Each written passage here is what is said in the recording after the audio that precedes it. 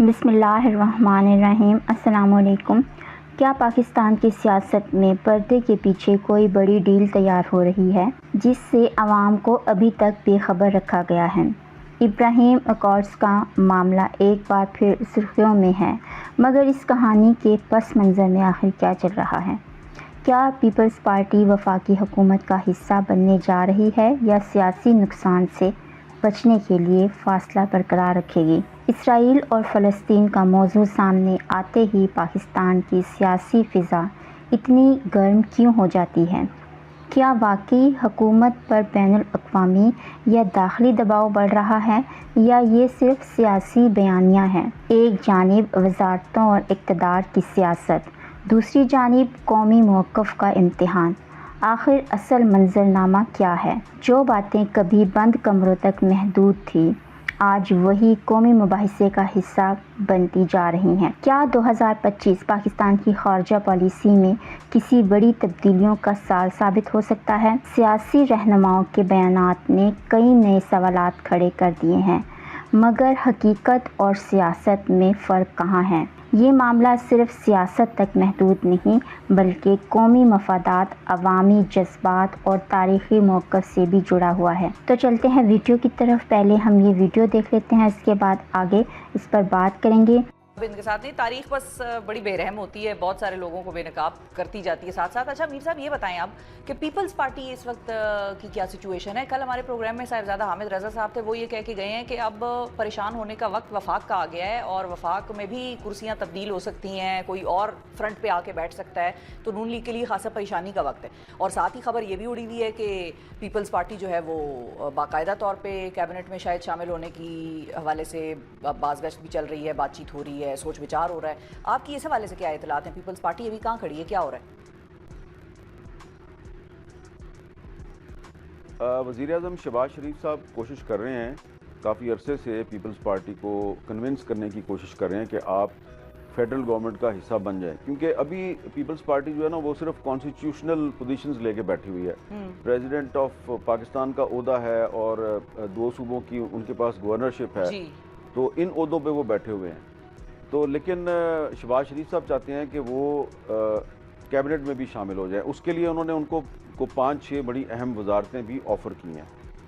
इस पर peoples party के अंदर इब्तिदा में ये राय थी कि हमें इनके साथ शामिल हो जाना चाहिए, लेकिन फिर बिलावल भुट्टो जरदारी साहब जो हैं, उन्होंने जब सलाह मशवरा किया, अपनी सेंट्रल एग्जीक्यूटिव कमेटी के अरकान से बातचीत की, तो उनका ये ख्याल था, ख़ास तौर पे जो पीपल्स पार्टी पंजाब के जो रहनुमा हैं, कि जी हमारी तो लड़ाई चल रही है मुस्लिम लीग नून के साथ सूबा पंजाब में, उन्होंने जो वादे किए थे वही पूरे नहीं किए, तो प्लीज़ आप इनका फेडरल गवर्नमेंट का हिस्सा ना बने।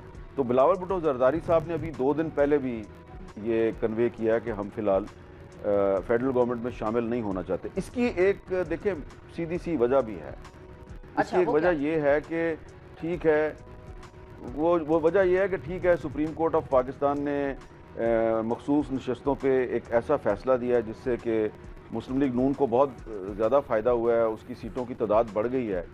लेकिन इसके बावजूद ये हुकूमत इतनी अनपॉपुलर है कि पीपल्स पार्टी जो कि इनकी इत्तेहादी है, वो उस पार्टी के वोटों से ये हुकूमत खड़ी है। उसके बावजूद पीपल्स पार्टी इस हुकूमत की काबीना में शामिल होने से गुरेज कर रही है और मुसलसल गुरेज किए जा रही है। और अभी मुझे लगता है कि फ़िलहाल आने वाले काफ़ी अरसे तक पीपल्स पार्टी गुरेज की पॉलिसी ही चाहता है कि आप अब्राहम अकॉर्ड को मान लेने पर गौर करें। और मतलब कहाँ से प्रेशर आ रहा है, कौन क्या इसका सिलसिला चल रहा है, ये इसके वाले से आपकी क्या खबरें? देखिए, ये अब्राहम अकॉर्ड जो है ना, ये उस वक्त ये बात शुरू हुई थी जब ट्रंप साहब का पहला दौरे सदारत था, जब पहली दफ़ा वो अमेरिका के सदर थे। तो उस ज़माने में ये बातचीत शुरू हुई थी। बज़ाहिर इसका मकसद तो ये है ना कि जो मुख्तलिफ मुस्लिम ममालिक हैं वो इसराइल को बतौर एक ममलकत के तस्लीम कर लें, उसके साथ सफारती ताल्लुकात कायम कर लें। असल मकसद तो ये है जी। तो ये ट्रंप साहब के पहले दौर में ये प्रेशर उस वक्त भी पाकिस्तान पे आया था, मैं उसका आई विटनेस हूँ। यहाँ तक कि मुझे भी कहा गया था कि भाई आप लोग जो हैं वो क्यों आप इसराइल के साथ ताल्लुकात की मुखालफत करते हैं, क्या मसला है भाई आपका इसराइल के साथ। और अच्छा। उसके बाद फिर कंपेन भी शुरू हुई थी। आप याद करें ना कि बहुत बड़े बड़े जो पाकिस्तान के सहाफ़ी हैं, टीवी एंकर्स हैं, उन्होंने प्रोग्राम किया था बाकायदा जी, जी। कि इसराइल के साथ सफारती ताल्लुकात कायम करने के क्या क्या फ़वाइद होंगे। और एक मीटिंग मुझे याद है जो वज़ीर आज़म सेक्रेटेरिएट में हुई, और उस मीटिंग में कोई 10-15 जो टीवी एंकर्स हैं उनको बाकायदा घेर कर बिल्कुल, बिल्कुल। वहाँ ले जाया गया। मैं भी था ये उनमें। याद है। और मीर साहब, आपका मैं भी एक था स्टांस उनमें। भी था, बिल्कुल बिल्कुल, आपका एक स्टांस भी था, बड़ी स्ट्रॉन्ग पोजीशन थी जो आपने उस वक्त ली थी। और आपने ये भी बताया था, अपने प्रोग्राम्स में भी जिक्र किया था, कॉलम्स में भी लिखा था कि उस वक्त की हुकूमत जो खान एडमिनिस्ट्रेशन थी उस पर भी प्रेशर आया था और खान साहब ने इनकार किया था। ये भी खबर आपकी थी। जी, वहाँ पे देखें ये हुआ था कि ऐसा लग रहा था कि कुछ टीवी एंकर जो हैं उनको बाकायदा ब्रीफ किया गया है, और उनकी असाइनमेंट ये थी कि उन्होंने इमरान खान को कन्विंस करना था कि जी आप इसराइल के साथ सफारती ताल्लुकात का अभी बैठे बैठे यहीं पे फैसला कर लें, ना पार्लियामेंट के पास जाएं, ना किसी और से पूछें, बस ये टीवी एंकर्स है ना जो 10-15, बस ये इन्हीं के साथ फैसला कर लें आप, ये इतना बड़ा।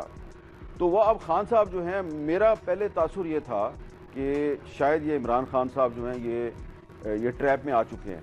लेकिन जब मैंने वहाँ पे बैठे देखा तो जो इंफॉर्मेशन मिनिस्टर साहबा थी वो सिर्फ उन सहाफ़ियों को, उन एंकर्स को चांस दे रही थी जो कि असाइनमेंट को सही तरीके से निभा रहे थे। ठीक है, प्रो इसराइल थे खान उस साहब जो है वक्त। वो बार बार मेरी तरफ देख रहे थे।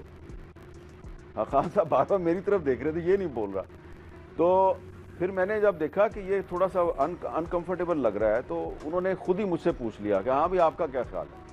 तो मैंने उनसे सीधी सी बात, मैंने कहा आप बड़े लीडर हैं या ये जिसकी तस्वीर ऊपर लगी हुई है ये बड़ा लीडर है। उन्होंने ऊपर देखा, उन्होंने कहा हाँ कायद-ए-आज़म मोहम्मद अली जनाब मेरा लीडर है, ये मुझसे बड़ा है।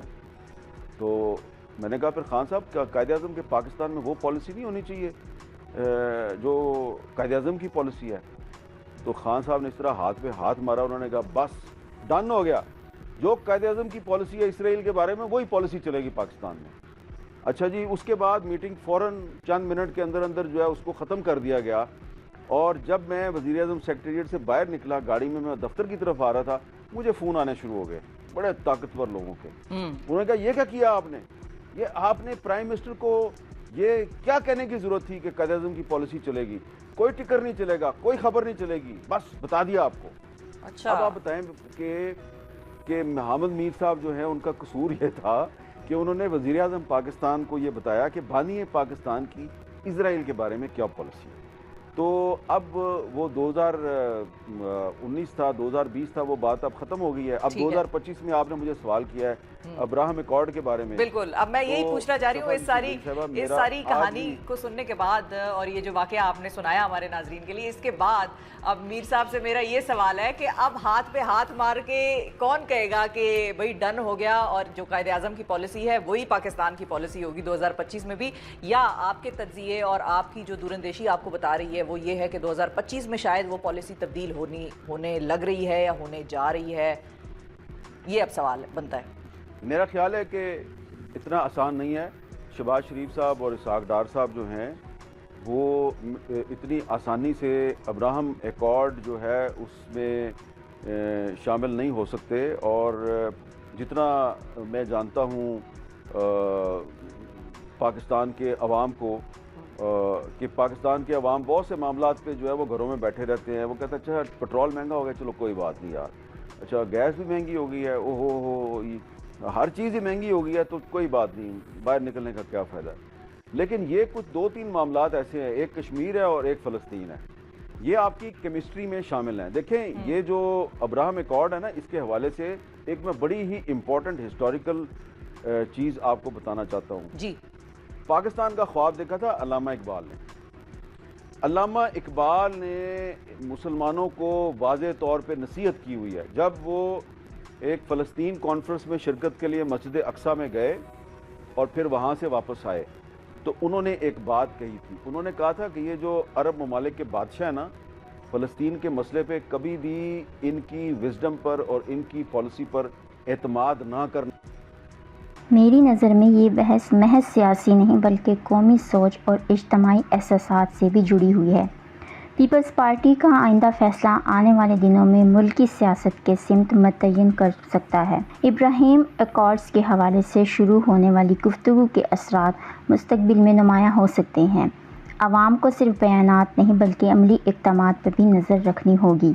पाकिस्तान की ख़ारजा पॉलिसी हमेशा कौमी मफादात और अवामी हसासियत के दरमियान तवाज़ुन का नाम ले रही है। सियासी हलकों में होने वाली गुफ्तगू का असल इम्तिहान ज़मीनी हक़ाइक़ में नज़र आएगा। इस मामले पर हर पाकिस्तानी की अपनी सोच, अपनी तशवीश और अपना नुक्ता नज़र मौजूद है। अब देखना ये है कि मौजूदा बयानात पॉलिसी में तब्दील होते हैं या वक्त के साथ महज सियासी नारे साबित होते हैं। आपकी राय क्या है? क्या पीपल्स पार्टी को वफाकी काबीना में शामिल होना चाहिए या अपनी अलग सियासी शनाख्त बरकरार रखनी चाहिए? और सबसे अहम सवाल, पाकिस्तान को इब्राहीम अकॉर्ड्स के मामले में क्या हिकमत अमली इख्तियार करनी चाहिए? अपनी राय कमेंट्स में ज़रूर शेयर करें। वीडियो पसंद आए तो वीडियो को लाइक करके चैनल को सब्सक्राइब करें और बेल आइकन को भी प्रेस करें। मिलते हैं नेक्स्ट वीडियो में, तब तक के लिए अल्लाह हाफ़िज़।